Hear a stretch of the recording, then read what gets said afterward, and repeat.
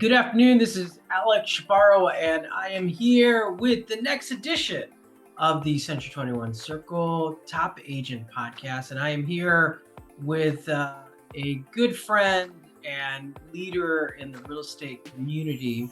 And I think one of the best minds and coaches and somebody out there. And I am thrilled to have him here today to be able to share his wisdom. Let me welcome Cesar Lostaunau, who is the director. Probably mess up your title, but you could correct me, but you are the Director of DE&I, Director of Diversity, Equity, and Inclusion at Anywhere Real Estate. Anywhere Real Estate is a huge global real estate enterprise where Cesar is basically in the center of diversity, equity, and inclusion in one of the biggest real estate organizations in the world.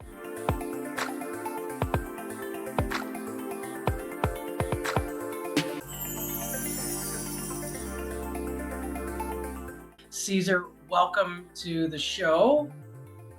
Thank you, Alex. Excited to be with you and all your listeners on this wonderful podcast. So thanks for the chance.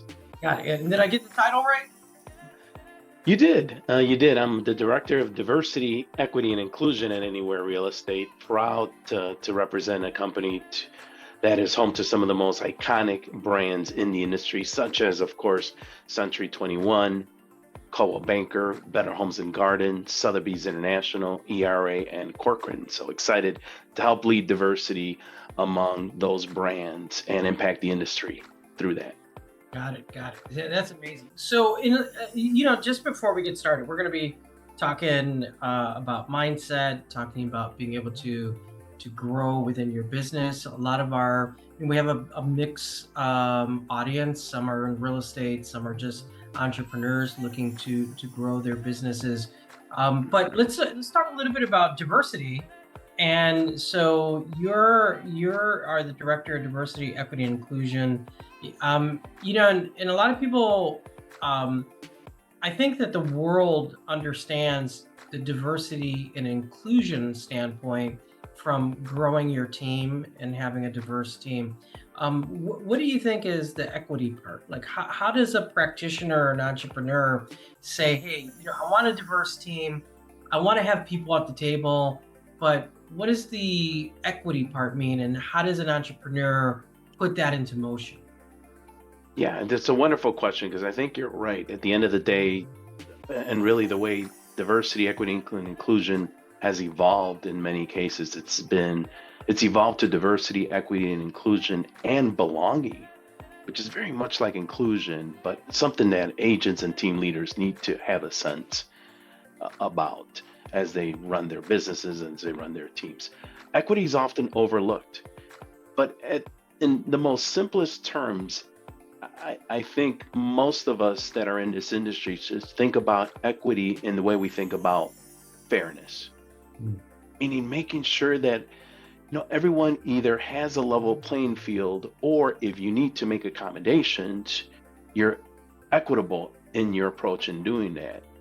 As a specific example, as a team leader, if you have someone with a disability, well, it's you leaning into your equity muscle to make sure that you have perhaps visual aids in your office or in your team, or you're just being more fair to make sure that that person is included just like everyone else. Leaders who ignore the equity side, ignore the fairness, and making sure that there is just fairness in the distribution of whatever it is that you're distributing. As a practitioner, it may be just making sure that you are serving all communities, not just certain communities. Is a play towards the equity part of diversity, equity, and inclusion.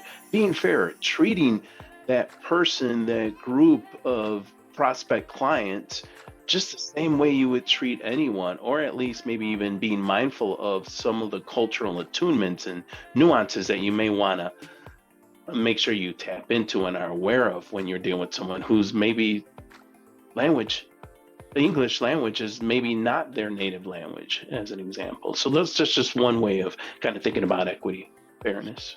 So when we think about growing a team and saying, hey, I want to implement these people. And one thing I do want to say, and this is just, I think, the testament to the good spirit of leaders that are out there in the industry, that nobody was born with all of this information. We have to learn it.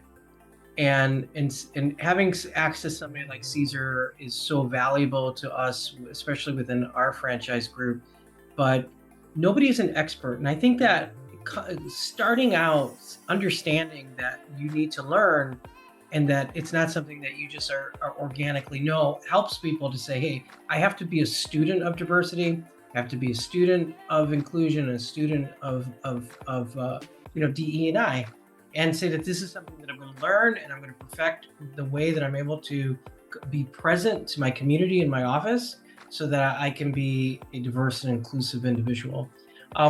One of the things that I wanted to bring reference to your point is when we start talking about equity. Oftentimes, what I hear in the workplace and just in my community is that I subscribe to diversity and inclusion, and I give everybody an equal shot. And it kind of feels like they feel I checked off the diversity box. I checked it off. I'm good. But the thing is that something that you mentioned is that not everybody had an equal background. You might have a language. You might have come to this country for the first time, and you may not. English may not be your first language, and you may need a little bit of extra help in understanding concepts of sales and contracts. I might have to have a little bit more mentoring and training with somebody. But that doesn't mean that everybody goes into the deep end of the pool and you either sink or you don't. And I think that equity, and just going in a little deeper with what you mentioned, is that sometimes as a leader, I need to be there for that person at the level that they're in, because everybody has potential. And now, how do I get that potential out? And not everybody is starting at the starting line equally, for many reasons. It could be for many, many reasons. And based on that, I'm gauging their desire, because they want to join the real estate industry. But how am I able to give equity by saying, I'm going to be that guide to help get you to the starting line so that you can compete? Do you feel that equity has something to do by saying, hey, I'm going to have to do a little bit extra to cultivate talent, so to speak? Yeah, you're spot on, Alex. At the end of the day, I think that a leader, specifically an inclusive leader, is really tuned into their team members, especially as you try to motivate them to understand where they're at. And by the way, sometimes some of those aspects or characteristics of someone may not be visible. That you may not know that they're actually from a different country. You may not know that they have maybe a learning disability.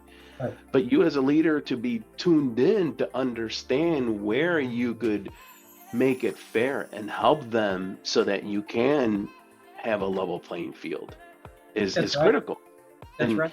And I want to call out something that you also mentioned, which is that many of us aspire to be diversity, equity, inclusion leaders and lean into that, just like you mentioned.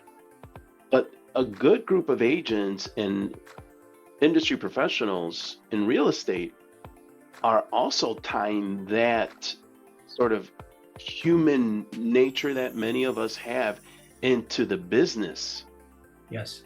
goals.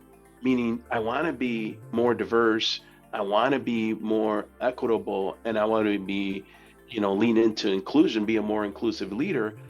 But it's in the interest of not only helping humanity, but also helping the bottom line. Right. Because the more you lean into diversity, equity, and inclusion, and specifically the equity part, the more I think you will be successful as a practitioner, as a team leader, as a community leader, because as the country grows its richness in diversity of folks from different demographics, no matter what part of the country you live in, that's where you'll notice that the more you lean into diversity, equity, and inclusion successfully, the successful you will be in business, because that translates into putting more people in the homes, selling Right. more homes, as you're culturally leaning into anyone regardless of their backgrounds. Yeah, I think that's an amazing point, Caesar, in terms of just leaning into it, showing up. I mean, and I think that one of the points that I think that you make is fantastic is that there's a business imperative to DE&I, and it's not just from, let's say you're an owner of a company, you're a manager, you're a team leader. Let's say you're a realtor that's creating a team. Ultimately, we have diversity within our team, but the clients that we serve, it's a diverse spectrum. Anywhere you are in the country, we are really um, at a truly international, multicultural experience. It can be from, and you mentioned it too. There's neurodiversity. There's folks with all kinds of different disabilities that need to have that equity and inclusion, and to be able to have a place at the table, or to be able to serve the client at a much higher rate, and the LGBT community, and it goes on and on and on and on. But all of that, as a business practitioner, to understand the needs of the community, understand the needs of your team, is not only, I think you said, the human thing to do. It's part of our humanity, but it is the most profitable move that a person could make to be able to grow. Why not? Especially in today's time, as the country continues to shift, and as the data shows that today's minority will be tomorrow's majority, meaning Right. those from ethnic backgrounds. So just as you look at the data and the forecast, the one interesting statistic that kind of highlight what we're talking about, how diverse the country is becoming, is NAREP, the National Association of Hispanic Real Estate Professionals, and some of the think tank groups that are out there Yeah. forecast that 70% of new homeowners will be Hispanic by the year 2040. So that's 7 out of 10 Yeah. new homeowners will be Hispanic, and a lot of that is because it's a young demographic. So that's Right. just one indicator that helps to show those of us that are in this industry to understand that the numbers don't lie. That Right. forecast is based on obviously some sound mathematical computations that prove to us that if we don't diversify our business, or even the way we think about our business as entrepreneurs, we're going to be left behind, and Right. we're not going to grow just like those population grows. Exactly. Exactly. Well, you know what? One of the things that I find with many realtors is that they're waiting for the trends after they've happened to start Mm. getting into it. Like, for instance, I had many realtor colleagues who wanted to get into REO 2 years after the housing crisis had started. And it was kind of too late to start getting to REO. And I think that one of the things that we need to be able to do is have some kind of research and development arm of your life where you're looking for trends. And we're a service industry, so we're looking to see what are the needs of the public, so that I can be an expert at that place to meet you when the needs are there. If you're waiting for the need to happen, then it's too late. You have to prep for that a little bit ahead of time. Now, Caesar, I have a bunch of questions to ask you. I just really dig the fact that we've been able to talk for at least a good 10 minutes here just on your title. So that's how cool you are. That we haven't even gotten into the meat and potatoes of things, and we just finished on Caesar's title. So that's awesome.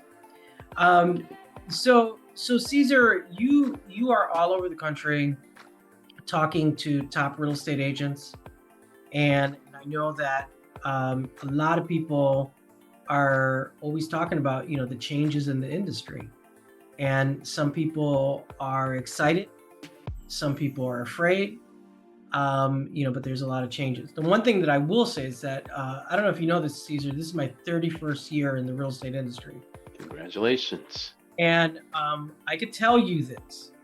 And anybody who's been in the business for 30 years, I think, could attest to what I'm about to say. That there has not been a time where we have not been afraid of the changes that are occurring in the industry, and they've all been different for the last 30 years. So, there's a book, I think, Who Moved My Cheese? And I think in that book it said the only people who like change are wet babies. And nobody else likes change. So we are seeing a lot of change. And I could say that, yes, there's a lot of things shifting in the industry. But I feel like my career has been on a titanic plate that's been shifting, since I got in the business. So you get used to change, But what do you see? What advice would you give to a realtor saying, hey, despite the change, I want to be successful. I still want to be contributing to my community. I want to be able to help my clients, and I want to be able to make a long living in the real estate industry. What advice would you give to somebody just saying, hey, I'm afraid of the change that's happening? Yeah, it's very real, and I think the fear emotion that that realtors and practitioners are feeling is rightfully so, because there's just so much going on that we don't know what the future holds. What I would say, though, is in line with how we transition from even the introduction of this podcast into this current segment, which is the differentiator is those that are proactive versus reactive, going back to your real example. And I believe that if you have a more proactive approach to your business, in other words, thinking about how you can anticipate the changes even before they happen, and how you think about your business. So a lot of this sometimes entails visioning and doing research and being a student of the business, as you mentioned earlier, to make sure that you're prepared for what may come. Because when you're reactive, there is, just like you called out earlier, Alex, there could be an opportunity cost there. You might have missed out on all that REO business that happened because you were a late adopter into that. Well, the same thing could be said about what's happening in the industry today. Meaning, how are practitioners, how are you as a realtor, a team lead, a broker owner, thinking about what may be changing or what we currently know is changing, and how are you going to be ready for that change proactively rather than reactively? Because I think it's human nature, just like we don't like change, many of us will procrastinate. But this is the right time not to procrastinate. This is the right time to be proactive, do the research, have a game plan ready for the changes that are coming, and being able to pivot and being agile, as we say in the corporate world, to make that pivot as soon as you need to, rather than waiting for that to happen. I think that's when you should be concerned. If you're going to have a reactive mindset, yeah, I'd be very afraid, because you won't be ready. And it's going to hit you, and you're not going to have the confidence. You're not going to have a plan. You're going to have a WTH, what do I do with this? And that's, I think, could be the recipe for disaster. So this question, this question may be more of a philosophical, metaphysical side of it. But what are, when you think about the difference between reactive and being a more proactive presence in your business, requires certain elements of mindset. And a lot of times, there's two things that I believe, and I just wanted to get your read on it. First of all, I don't think that mindset is a light switch that can be turned on and off, that it needs to be developed and worked toward, kind of like working out at the gym. Like a muscle. So so there is a mindset is a process of conditioning that can happen very quickly, but it's not just like, oh, I'm going to have the right mindset to do this now. You need to work to it. And that working to it requires you to make certain commitments to a process. What do you think in your mind are those elements? I've been thinking about this for many years and I keep finding new ones. It's a very complex mental process, I think. But, if somebody starts to develop a winning mindset, what do you think what do you got to do? What's in that? If we're going to make arroz con gandules, what is the recipe for the mindset arroz con gandules? And if you don't know Spanish, that's rice and beans. Okay, so Delicious rice and beans, Puerto Rican rice and beans not at that. just any rice and beans, but Puerto Rican rice and beans. So what's the recipe? How do I get the mindset? And what do I got to put in there? I think it's a combination of things. There isn't a silver bullet to that. But what I have found to be most effective and what I've studied and even realized from other successful people, it's a combination of changing your environment and changing yourself. Yeah.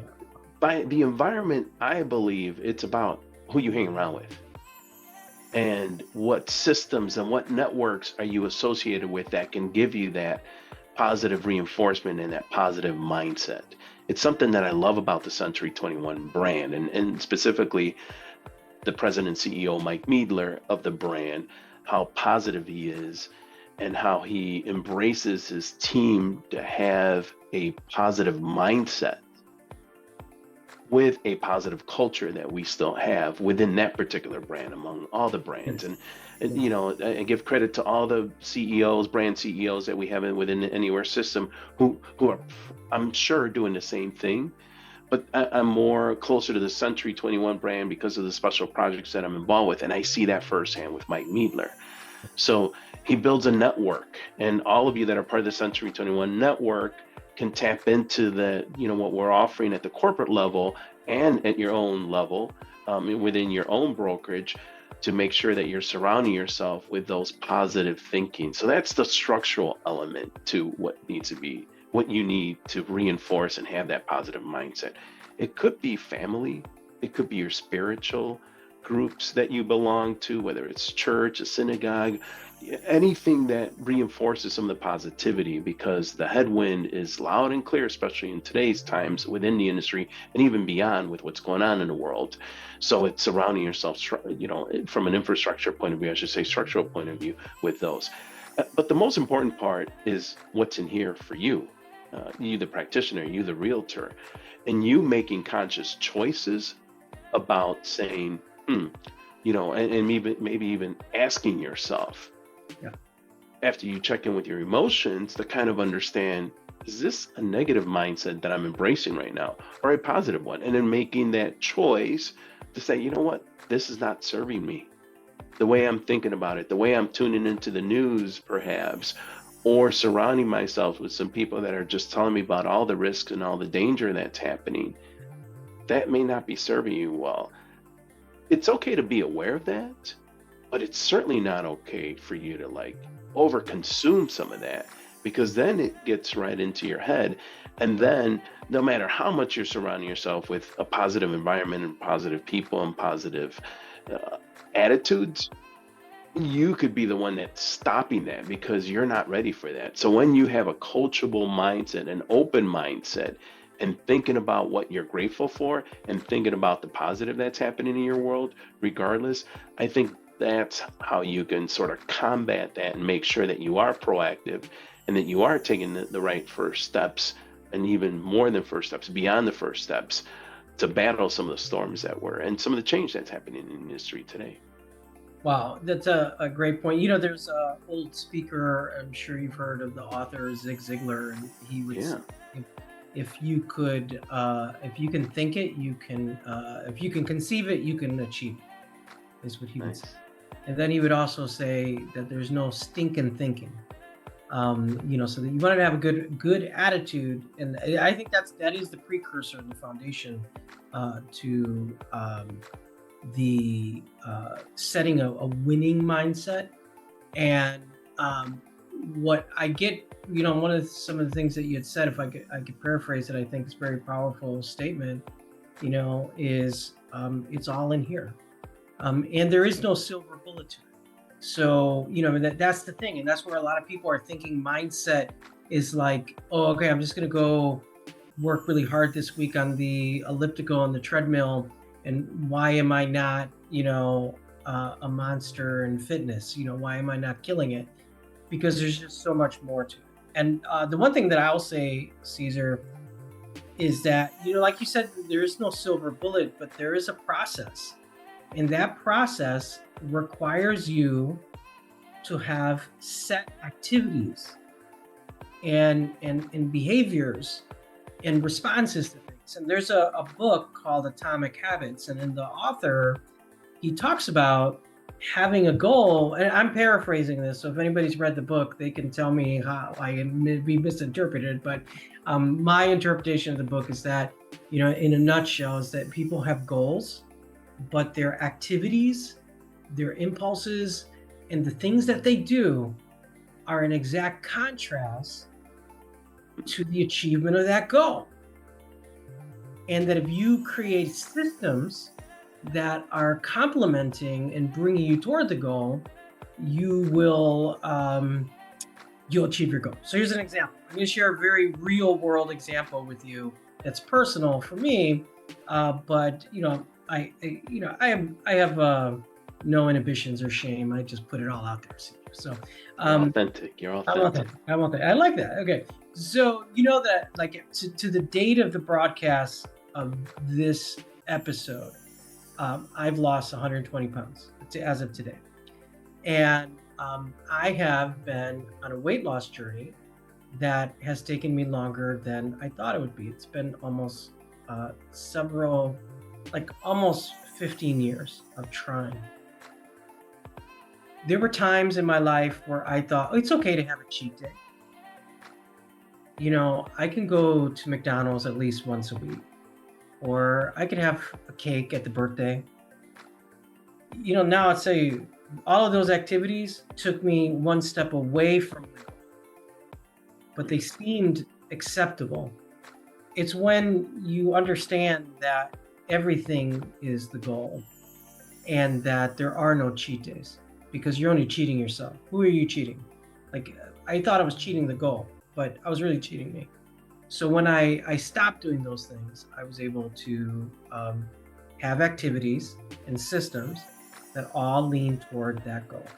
So, I love what you say about mindset. It is truly there, especially for real estate professionals or any entrepreneur that's starting any kind of enterprise, that the mindset is there.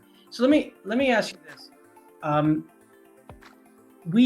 We talk a lot, and I've been saying this myself, but I just want to take a moment to pause to talk about this. We talk about a winning mindset. So a lot of times in our real estate and business community, there's a lot of judgment between winning and losing. And so people start to judge themselves, and that judgment weighs you down in terms of you to being able to achieve. Also, that judgment is the precursor to personal fear, why you may not even do something in the first place. So how do you combat that of having mental toughness without beating yourself up so much that you end up not getting anywhere in the long run? So how do you have that balance of being like that Zen, Tai Chi, yin yang balance, where you can be good to yourself, but at the same time have mental toughness as well, in which we would call hustle and grit. So how do we achieve that?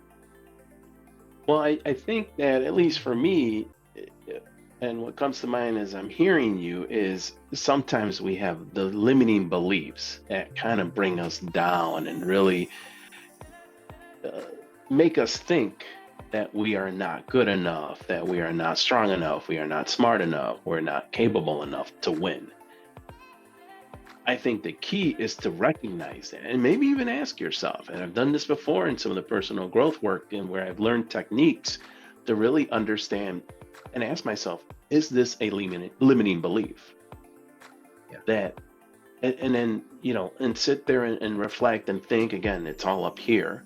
And for me, it's been conversations with myself and thinking out loud, and sometimes just thinking in my head, thinking, is that a limiting belief? Is that why I'm not going for that? Is that why I'm not putting in the extra effort to pursue that? And what I've uncovered is more often than not, it is a false limiting belief. Yeah. And I've been able to turn that around to say something more affirming. Like, I'm not smart enough to do that. And check myself and say, well, no. I mean, the last time I tried something, I was smart enough. Or think about the accomplishments that you've had and reflect on those to say, well, maybe you are smart enough, or maybe you are good enough. In the real estate practitioner world, maybe it's getting a listing, or maybe it's, of course, getting a sale. Whatever it is, being mindful and being conscious, which is why I'm always a big advocate of having that strong emotional intelligence, Yeah. understanding the emotions, understanding what's going on with you, and whether it's you reading books about emotional intelligence to tune into your own emotions and understand what's behind the fear, what's behind the anger, or whatever emotion you're working through, that often leads into a limiting belief. And then turning that around, pivoting that at a moment's notice to say, I'm going to take that risk. And I may make a mistake, but that's going to be okay because I'm going to learn from that mistake. And this is going to help me take risks more comfortably the next time around after making so many mistakes. That could be the case. So I honestly think pivoting that limiting belief that hinders you, that stops you, and then changing that to something very affirming is what's going to help you in this particular case. And can help any entrepreneur, any practitioner, with just getting into the right mindset. And that helps you be proactive. Going back to how we started this conversation, that helps you win. That helps you begin with the end in mind, and even fight off some of the negativity that may happen as you're calling out, that may happen in the office, that may be around like, oh, you didn't win that, or you didn't get that. And then it just kind of, well, you know what, I didn't this time around, but you know what, I learned a lot. I learned what not to do the next time around, so that the next time you give it another crack and you're more successful. I think that's a real profound statement. Limiting beliefs, and here's the thing: we all have dreams and aspirations, and I will say this. Maybe I never shed it the daydreaming when I was a kid, but I will say this: that in your dreams, you should see yourself winning.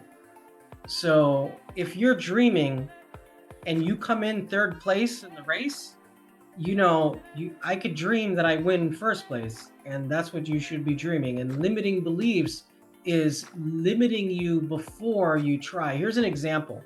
I know, Cesar, that we've had opportunities to work with younger individuals in college, or people from high school that are transitioning from high school. And one thing that I heard that was really interesting from a high school student, they were applying for college, and but they didn't apply to any of the colleges that they wanted to go to because they said, I will be rejected.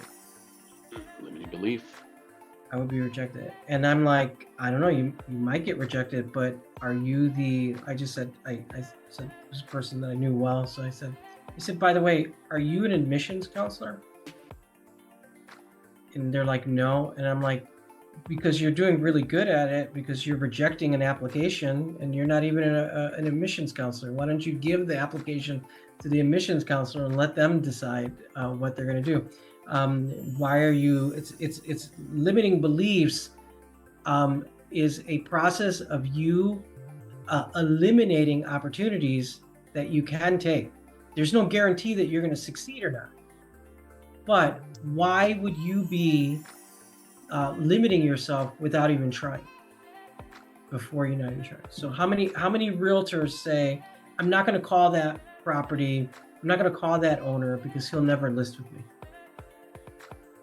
Spot on, Alex. And it's funny because I think it's such contradicting to an entrepreneur mindset where you're taking those risks.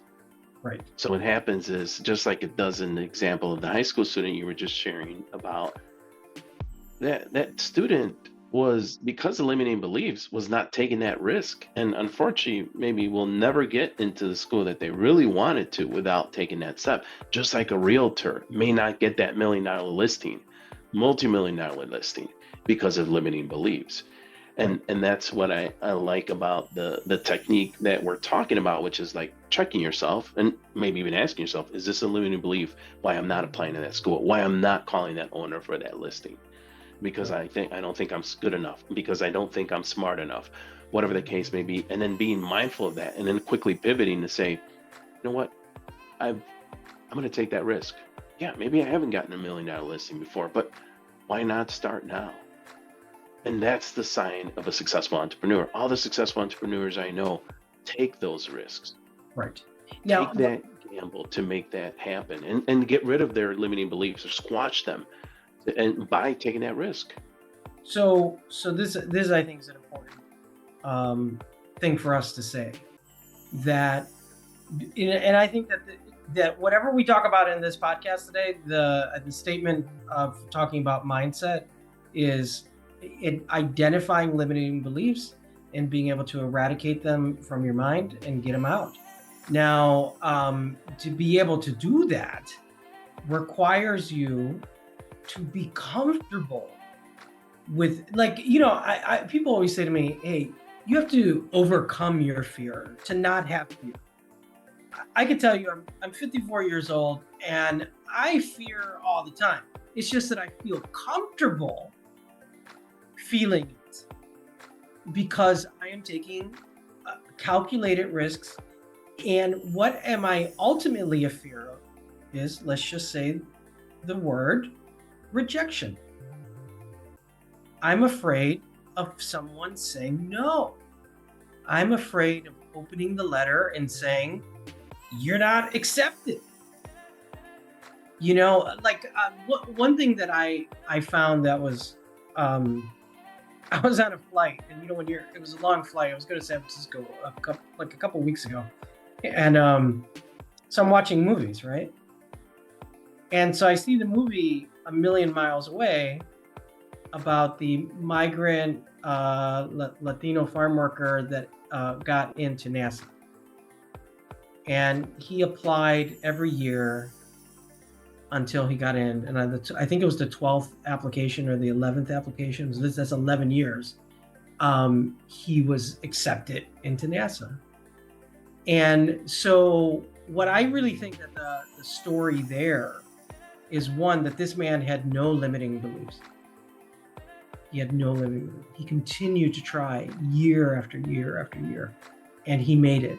So the real story, I think, isn't so much that he got into NASA, and it is a great achievement for the Hispanic community and for him and his family and what he was able to accomplish. But I think that the greatest story that he was able to give, what I walked away from that, was that if you want something, you have to champion that dream and accept the fact that you're going to hit roadblocks. And he was never going to stop. He was never going to stop doing it. There was another thing too. This is kind of a separate thing from what we talked about. In the movie, he was talking to his wife, and he says, what do those people have that you don't have? And it was kind of like more like, it sounded like it was a judgment thing, but she was like, no, like, itemize it on a sheet of paper. What do they have? They go, well, they have pilot license. They're ultra athletes. Okay, well, then that means you're going to have to create a plan to become that, to implement those things. So for you to be able to say, I am going to eradicate my limiting beliefs, that means that you have to do what Cesar said a few minutes ago. You need to learn from your mistakes. And what happens is that we feel our mistakes because we feel the pain, and then we hide it.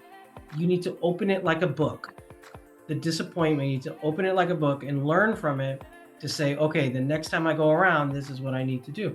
So, how do you feel? What do you feel are the next steps, Cesar, when somebody has overcome the negative speak in their mind? They don't have limiting beliefs. They have the mindset.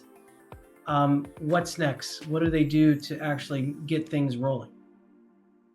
Well, the one thing that I want to call out, even before we get into like kind of like really get things rolling, that I think are an important part, back to your comments about mistakes. And this is part of your point, but I just want to underscore it. It's okay to make mistakes. In fact, some of my growth work has taught me that you want to make mistakes, because guess what? That's where you learn, and Right. that's where you build the resilience. Of course, you want to make calculated mistakes, and you want to make mistakes, and if you can, in a safe environment, so that you can, once you're ready to go live. And for me, that's been, for example, in my public speaking journey, becoming a Toastmaster, joining the Toastmaster organization, so that I can make those public speaking mistakes in that safe environment with some coaching and some feedback, so that when I'm presenting in front of a bigger audience, delivering a major speech or presentation, like agents would do as they're speaking and prospecting, speaking to clients and prospect clients, they're doing that with ease.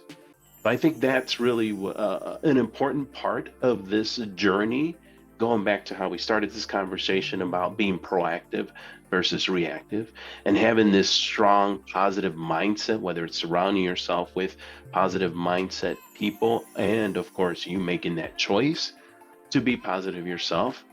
But Yeah. at the end of the day, all this planning and all this sort of pre work that needs to happen won't go anywhere unless you take action, Right. unless you actually take that deliberate action to make mistakes, to take those risks, to pivot from your negative limiting belief to something more affirming, to something that validates you and helps you think, well, you are smart enough and you are good enough.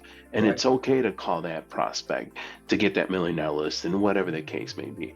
I think what happens is we go through, many of us go through analysis paralysis, or we're even too afraid Right. to take those risks. So we don't take action, and that inaction or procrastinating in action is what hinders us from reaching our levels of success. When you called out, I really want to bring back into this conversation what you called out about visioning and the importance of having that vision and being very clear to say, and even that vision in how you speak. I will get that $1 million listing. Right. I will be the number one producer in my office. Not as opposed to, I will try to be the number one producer in my office this month. I will try to get a couple $1 million listings.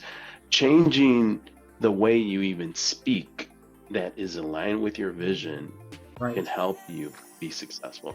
But it all Definitely. starts with action. And I think many of us miss that one piece because of sometimes excuses, saying, well, no, you know what, I'm going to try that next month. I've Right. done that before on a personal note with my weight challenges. You know what, I'm going to start my diet next month. It's the beginning of the month. I'm going to start it on June 1st.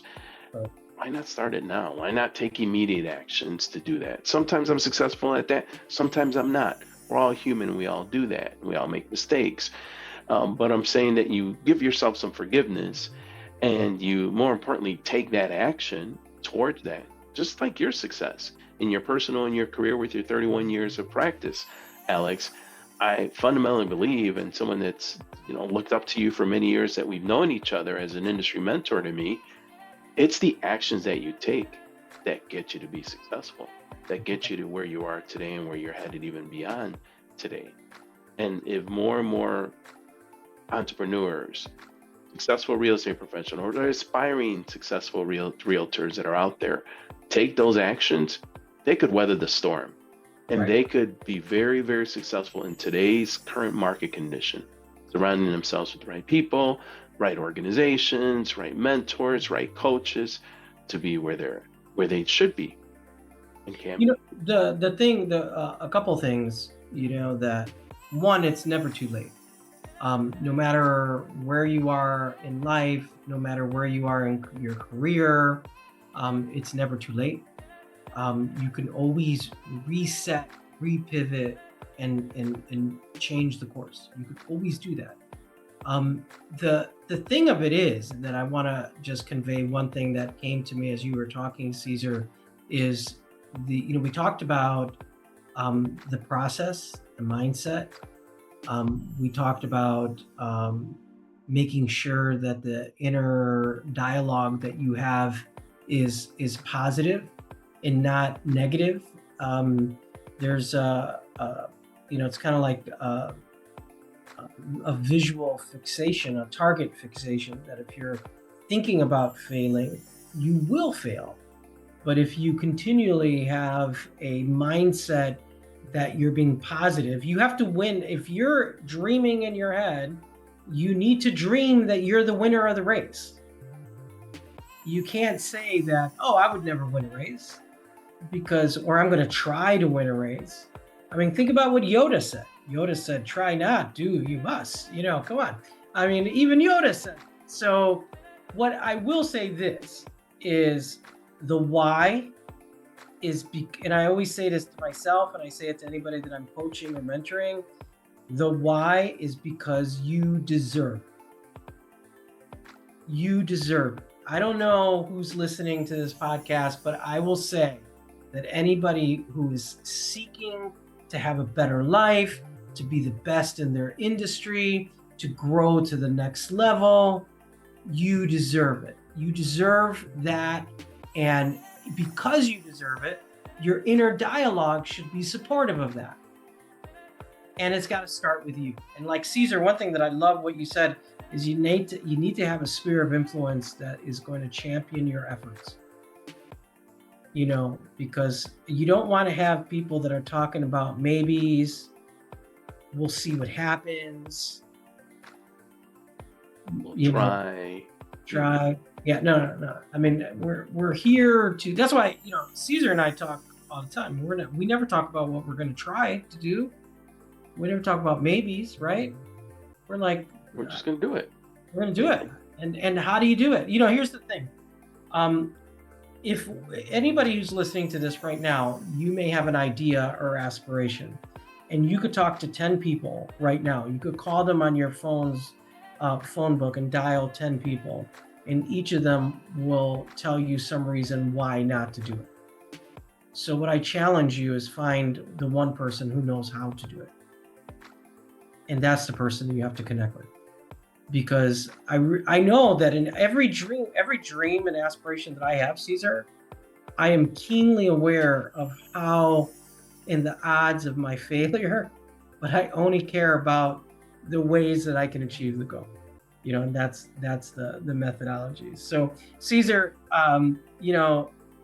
Cesar has done a couple podcasts with us before, so I'll have links to those podcasts as well, so that you could be able to listen to that.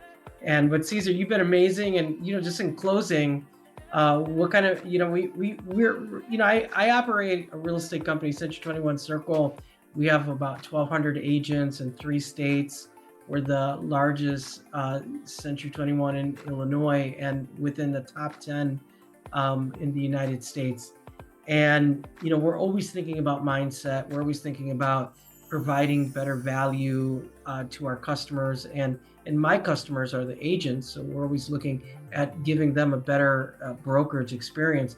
But in final, what in these changing times, how do we keep that?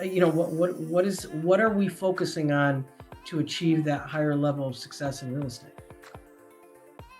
I believe it goes back to what we talked about with the mindset and of course what you surround yourself with. But I think ultimately what's key in today's environment is to begin with the end in mind. And I know it's something that Steve Covey champions in one of his books, 7 Habits of Highly Effective People. But I believe, and it goes back to your question around, what are the next steps? What do we do? If you begin with the end in mind and thinking about the end of this storm that we're feeling in today's real estate industry and environment, but take those immediate actions, the recipe and the process that you talked about, Alex, around the positivity, the proactiveness that we need to, and then have that vision of saying, I will weather this storm and I will be successful through this, and I will learn and I will make mistakes, and I will check in with my emotions, and I will check in with my fears, and I will overcome those fears, and I will use that fear feeling to serve me, not to hurt me. Then that's exactly what you need. And that's exactly what you need to think about. to begin with the end in mind, because this too shall pass and this too will end. And if you have that mindset and you're ready for that pivot to where things are going to be thriving again, it's something one of many mentors like you have taught me is this business is so cyclical. Yeah. It's just a matter of time. And you've seen in your 31 years of successful career experience in real estate, this too shall pass. And beginning with the end in mind, you'll be ready for that change as soon as we see it. Hopefully soon. Hopefully soon. And I know with the people who are listening and watching us that it will be very soon. You know, the opportunities are afoot. And whenever there's change, there's great opportunities. So, Cesar, thank you as always. You're always welcome at our podcast at Century 21. To all of our brokers and guests who are watching, thank you. We have another great episode coming next week, but I would love for Cesar for you to come back. So you always have an open invitation. And thank you, Cesar. And thank you, everybody. Have a good night. Thank you. Thanks, Alex. Thanks, everybody. Good night.